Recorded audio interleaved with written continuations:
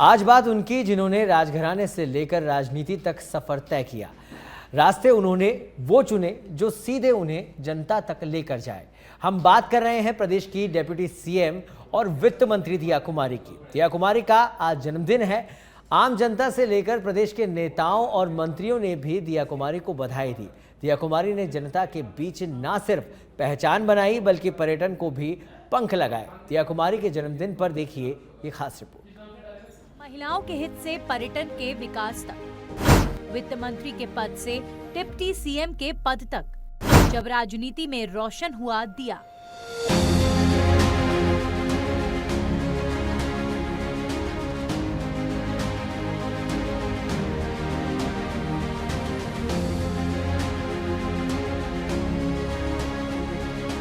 जब बात महिलाओं के हित की हो या बात हो पर्यटन पर जोर की या फिर बात हो महिला वित्त मंत्री के तौर पर प्रदेश के बजट को पेश करने की, दिया कुमारी ने महलों से सड़कों का सफर तय किया और ये सफर दिया कुमारी को जनता के बीच ले आया।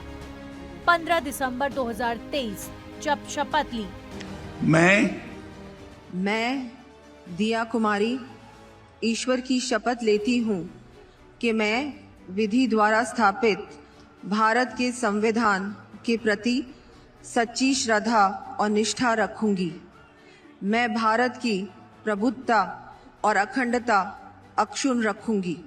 मैं राजस्थान राज्य के उप मुख्यमंत्री के रूप में अपने कर्तव्यों का श्रद्धापूर्वक और शुद्ध अंतःकरण से निर्वहन करूंगी। उसके बाद से दिया कुमारी के काम करने का अंदाज बदल गया।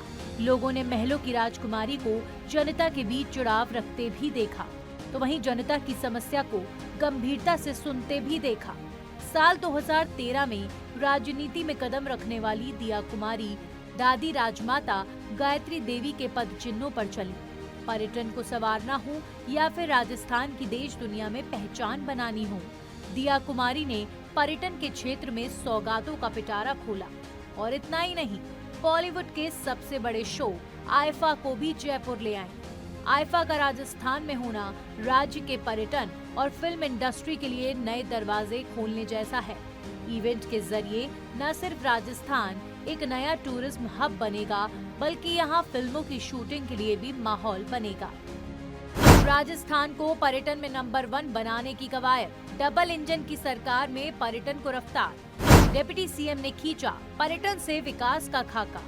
दिया कुमारी की हौसला अफजाई से ऊंचाइयों पर पर्यटन। राइजिंग राजस्थान में निवेशकों को हर तरह की सुविधा देने का वायदा। आईफा अवार्ड्स की मेजबानी से भी मिलेंगे प्रदेश को नए आयाम।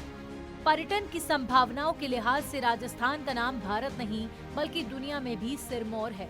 यही कारण है कि राइजिंग राजस्थान में न सिर्फ विकसित राजस्थान की झलक दिखी बल्कि विकसित पर्यटन का एजेंडा भी सबसे ऊपर था।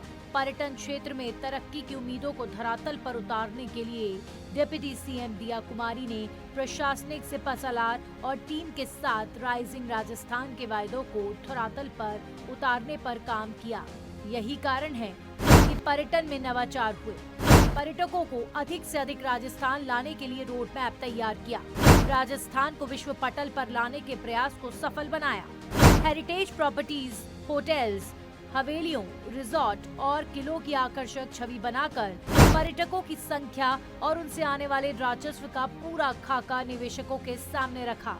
पर्यटन के माध्यम से राजस्थान के विकास की तस्वीर मानो निवेशकों के आंखों में उतर आई। वित्त मंत्री दिया कुमारी ने पिछले बजट में पर्यटन के लिए 5000 करोड़ के खर्च की घोषणा की। राजस्थान के 20 से अधिक मंदिरों का 300 करोड़ की लागत से उन्नत किया जाएगा। साथ ही राजस्थान पर्यटन पॉलिसी में दिया कुमारी ने बताया कि कैसे नई पॉलिसी से राजस्थान में पर्यटकों के साथ साथ पर्यटन इंडस्ट्री से जुड़े लोगों को लाभ मिलेगा। और आईफा अवार्ड्स भी इसका एक बड़ा उदाहरण है।